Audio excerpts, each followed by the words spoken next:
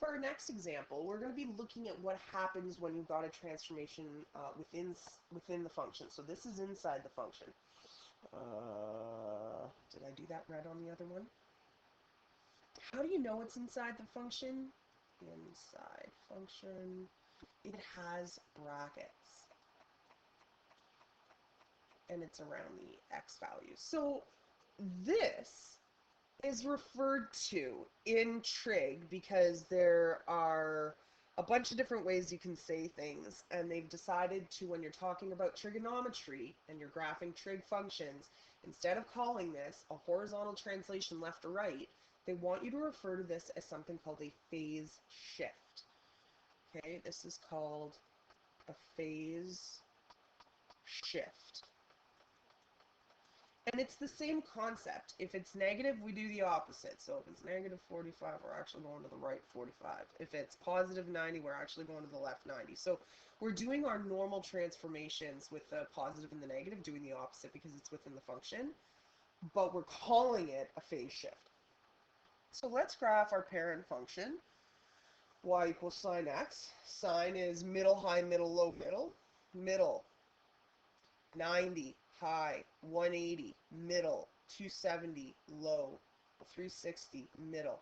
The reason this has been blocked, and you'll see in 2 seconds, is because we're going to use these blocks to help us with our phase shift. It'd be really nice if someone could help me with my graphing.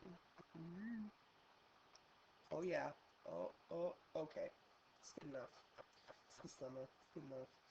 Okay, so if we were to phase shift this, the first one wants us to take our parent function, which is sine of x, and to move every point to the right 45 degrees.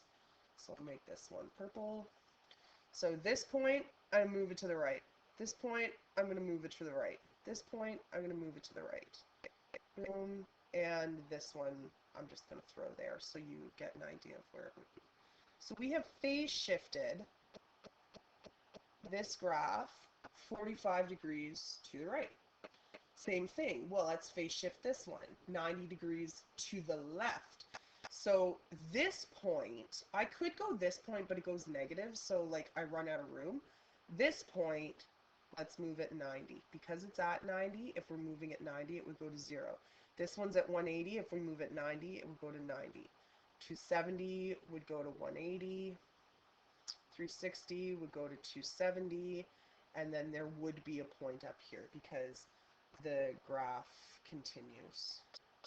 Oh my, I can't let that one go. I was going to, and then I just go for that one, slow, and then come back up. So that's an example of a phase shift by 90 degrees.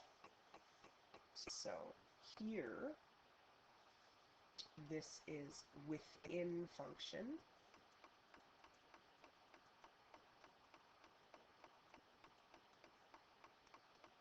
It's called a phase shift.